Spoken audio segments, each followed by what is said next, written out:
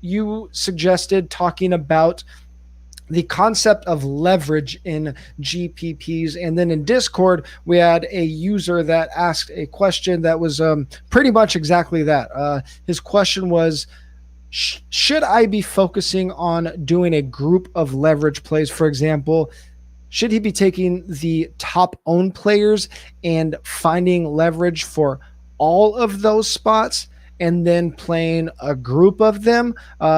Or should he just be looking to build leverage around stacks and secondary stacks? Basically, the question is, how much leverage should I be using? Should I be looking for leverage at every single spot? Just to answer that question shortly, I mean, we're endeavoring to be able to cover all of our bases in any scenario, whether it's player pool, whether it's getting leverage on the field. We're going to dig into the nuance of leverage, but do you want to quickly just talk about that specific question before we dig into leverage, like how much leverage you could get in a single week? Yeah, well, I do think what tournaments you're playing, how many people you're playing against really matters in the context of this question. Now, first of all, I want to say that thinking in this manner is absolutely on the right track. Is absolutely the way you want to go about thinking about leverage. And let's go into the exact definition of leverage, because I think it really matters here. In fact, I've seen some, dare I say, petty arguments about what leverage actually means in DFS, and we're certainly not going to settle any debates here. But we're not really talking about any sort of technical definition or statistical definition of leverage. We're really talking about the looser definition of it from good old Merriam-Webster.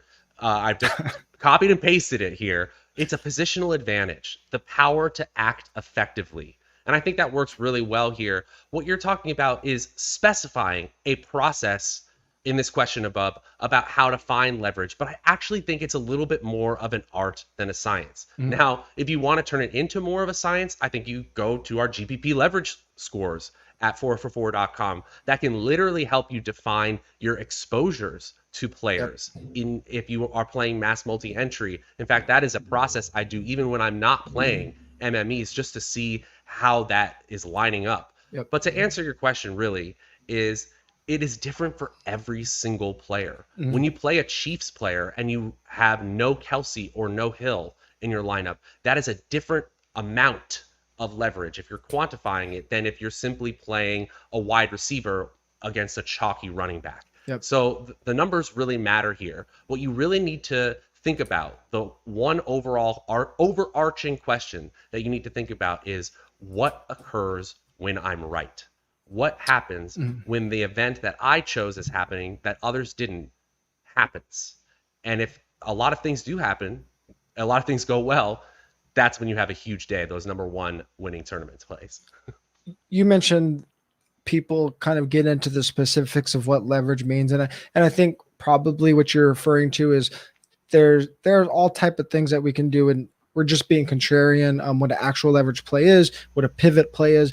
Not all of that is basically just semantics. Like, we really don't care what you're titling your article or what you're calling a good tournament play. The point is, when we're talking about leverage, we're basically talking about what can we do in tournaments that's going to be beneficial for us that the field isn't doing. So we're gaining leverage on the field, right? So we don't care about the semantics. You can let Twitter argue about that. What we care about is, are we figuring out a way to be better than the field? That's all. So whatever you want to call it, don't worry about that. Let people talk about that argument. And when you talk about the science of leverage, that is a discussion that is probably deserves its own theory segment on its own. And that's really getting into the nitty gritty of mass multi-entry. So when you get scientific with leverage, what we're talking about, you said exposure. So really what we're trying to do in those situations is get exact or as precise ownership projections as possible, and then decide how much exposure you want to a player, and creating very specific leverage based on a huge not a huge player pool, but a decent sized player pool with a lot of different lineups, up to 150 depending on the tournament you play. And an example is if the and usually this comes down to chalk players. So if a player is going to be in 35% of lineups, do I want to be on par with the field and have that player in 35% of my lineups? Do I want to be overweight on the field, have that player in 70% of my lineups? Do I want to be underweight on the field and have that player in 10% or even 0% of my lineups? So that is a huge concept that requires a lot of practice, a lot of rules in a lineup generator, and a lot of strategy that goes way beyond player projection and just looking at a simple ownership projections. Some might argue that it doesn't even require much football knowledge. It just requires a lot of spreadsheets and ownership projections. But that's not what we're going to talk about here. We're just going to talk about the different types of leverage and how much you should be building this into your game and just different ways to think about it. So let's get into it a little bit more. I mean, you said there's no way to answer just that question, but what are some ways that you're implementing leverage into your weekly process? Yeah, and so I'm personally thinking about leverage from sort of a backwards standpoint, meaning what occurs most often, and then working backwards from that not occurring. So in that regard, I really, really like how that Discord user was talking. Discord user I need to win was talking about it, because that's exactly what he's talking about. He's identifying he's using the wisdom of the crowd to identify the most popular players, and then using his own knowledge of football to go against the grain of that. And really, if I could just try to define it, your goal here, it's do something, we'll call that thing X, do something X that has a realistic probability of happening, that directly negatively affects others who did something else that assumed your thing X wouldn't happen. And in those situations, you can actually find leverage all over the place. In situations where players are even just mildly popular, playing the player who has a similar projection, but half of the ownership is technically leverage. But to go back to the example I used before, it's most effective. And honestly, this is what most shows like this spend their time talking about, is it's most effective when you go against the grain of an extremely popular player. Now, I want to add one thing here. Personally, I actually do this backwards. I build a bunch of lineups first and then try to retroactively explain the leverage built into the lineups or not. And that's how I define it for myself. That is much more art than science.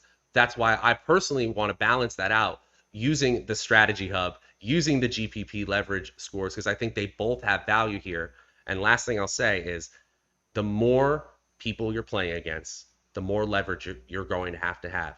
You're going to have to play a little bit of chalk, but way more contrarian plays the more people you play against. And so simply put, you need higher leverage options in those tournaments.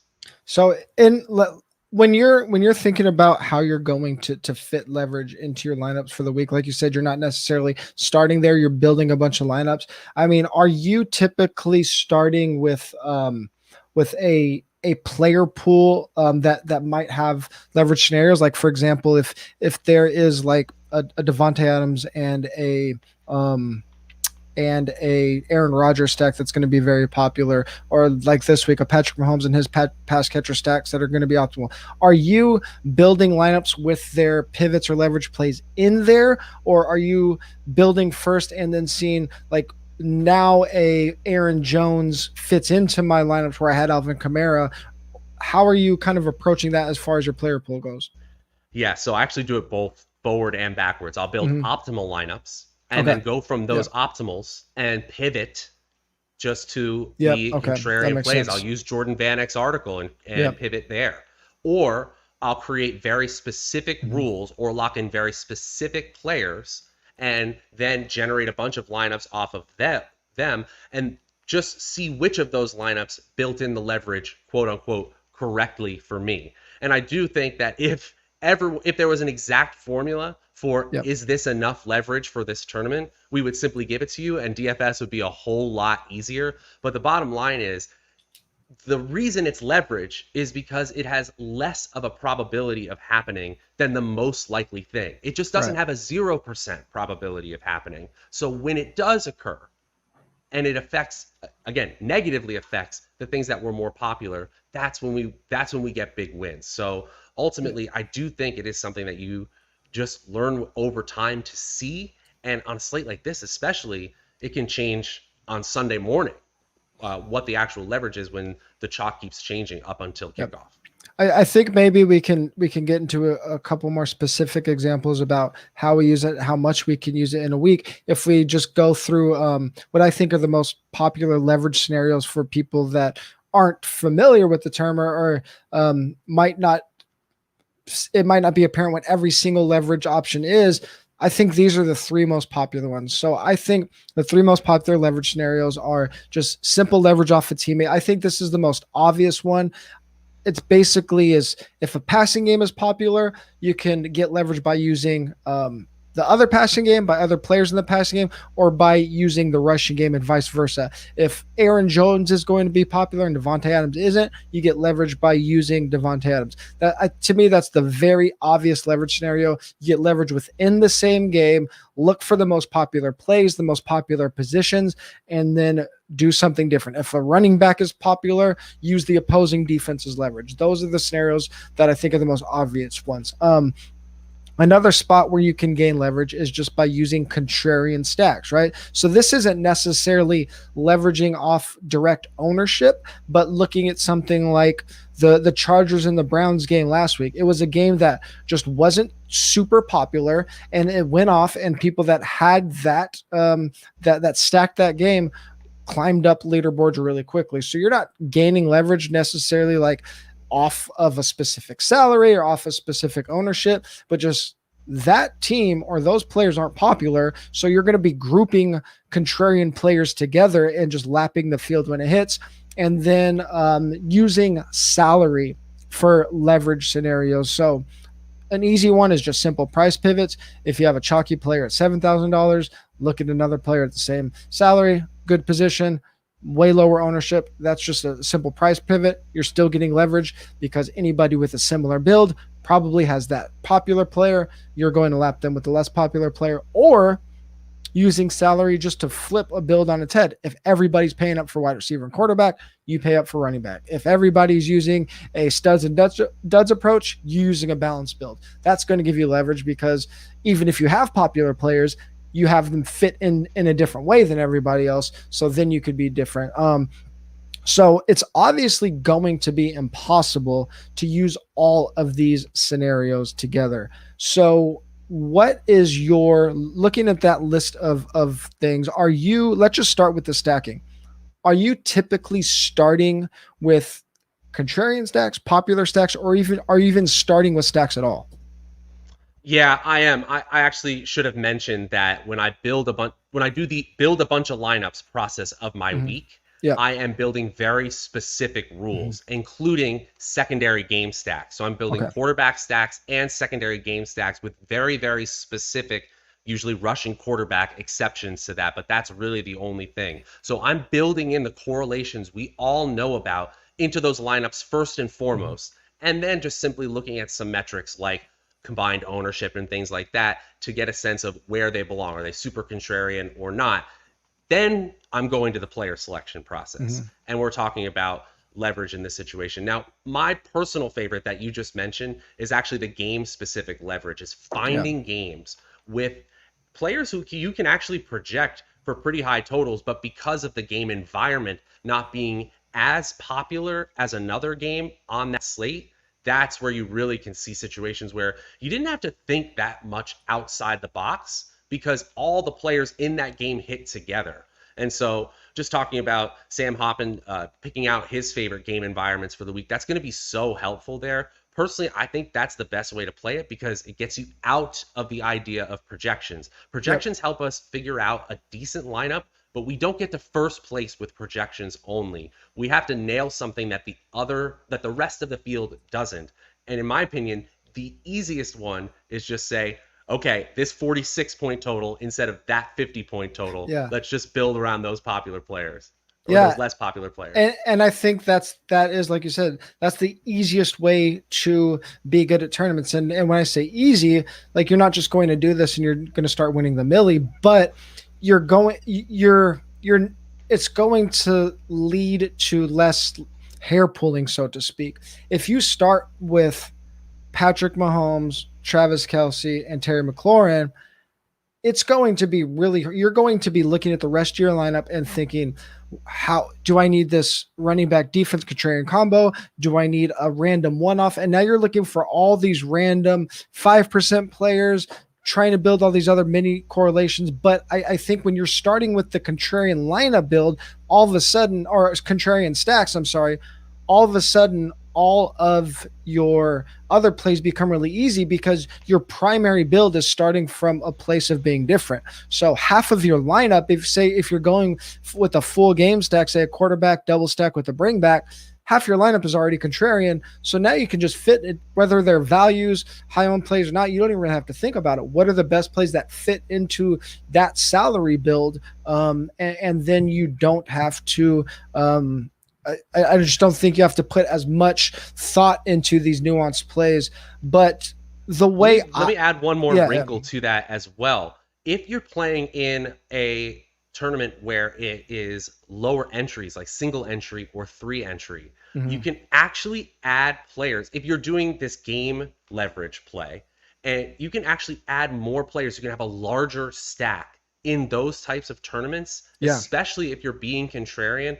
Well, I remember, I believe it was week 2 when the Falcons were playing the Buccaneers. I had a single entry lineup that had 2 Buccaneers wide receivers, Tom Brady and Gronkowski, understanding that likely what was going to happen is one of those 3 wide receivers or tight ends was not going to hit. But ultimately, they all hit, and there was other problems with that lineup. But you can make those decisions when it's a single entry, a three entry tournament, because you can get one thing wrong and still get to the top of those tournaments.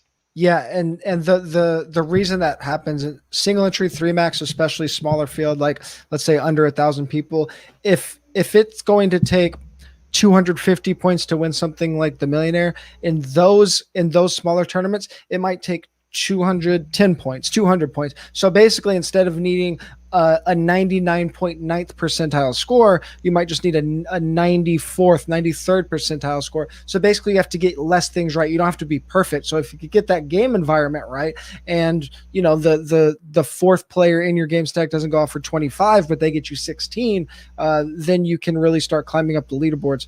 The thing that I think I do, and I do typically like to start with contrarian stacks when I can, but when I'm looking at the slate, I'm looking at, first of all, I'm trying to figure out what is going to be most popular, because it isn't just always the team that's most popular. We've seen it in the last few weeks until this week. We haven't had a lot of players with like 40, or any players really with 40% ownership, even over 30% ownership. So in those scenarios, you kind of have to think, well, if I'm not going to have some uber popular offense or crazy owned player like above 40%, what's going to be the most popular thing?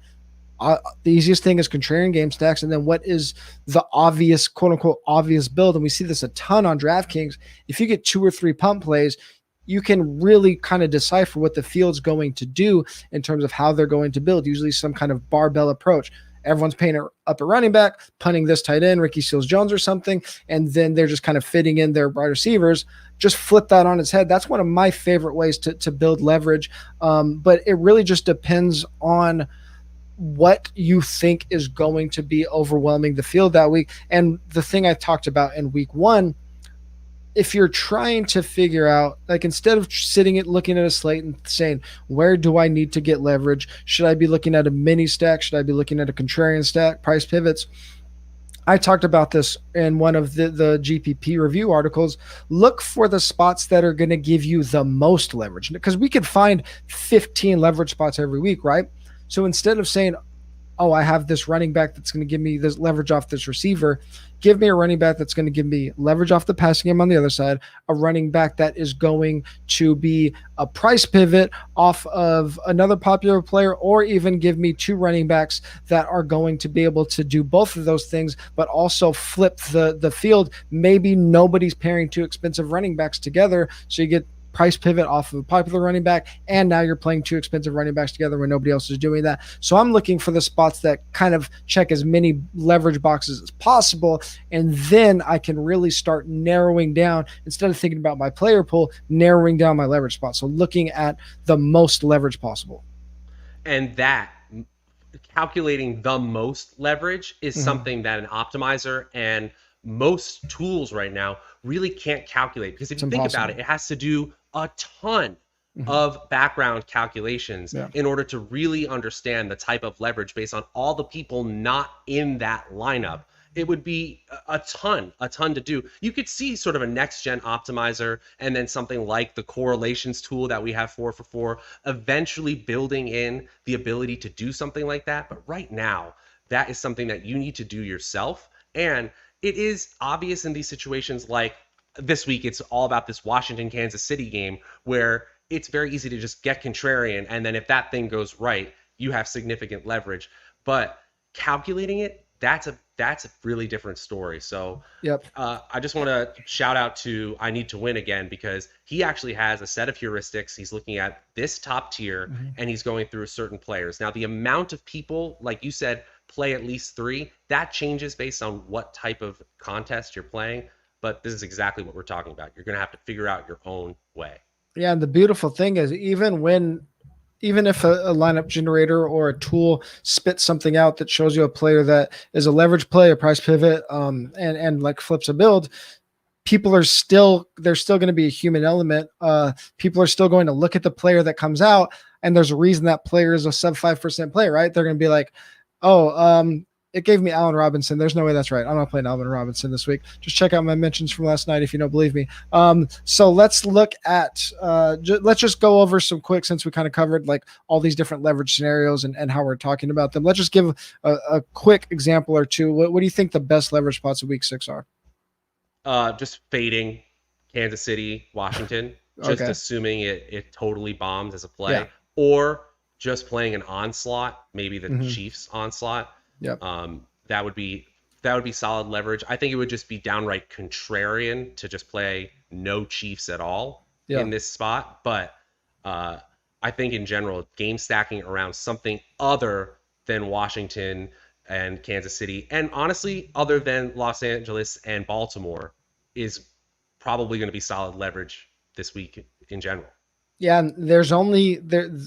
this is a really good week. I think last week was a good week, and I wasn't on the Chargers Browns, but even though I wasn't on that, I said it was a good week to go contrarian in terms of games, just because we didn't have a lot of crazy high scoring games. This week, I think it's another good week to go contrarian in games, because we don't have 13 games. We only have 10. So we basically only need 2 games to not go to the expected scenario. And it's really good. I think the most obvious leverage is that spot as well. I think a really good way to get leverage on the field if that game goes awry is Darrell Williams with the Chiefs defense. If he gets early touchdown variance and the defense scores a touchdown, or the Chiefs decide, hey, we don't suck, stop talking about that, we're just going to blow the doors off these dudes, and the Chiefs are in this crazy good scenario, their defense, even though their defense isn't good, which is why we saw Cowboys get relatively low ownership, they get a late touchdown because they're up big last week. If you have Cowboys defense, you're dancing. So I like that spot again this week with the big favorite. And talked about the running backs. No CMC on the slate already. I don't think a lot of people are going to be on Dalvin. Everybody's going to be playing this middle running back tier in tournaments. I think a really good way to flip the build this week, and cheap running backs because of guys like Darrell Williams, Khalil Herbert. I can't think of another one, but there's a lot of cheap running backs available this week. If you play expensive running backs this week, like Dalvin, I think that's going to be Dalvin and Joe Mixon, that's going to be a really good way to flip builds this week too.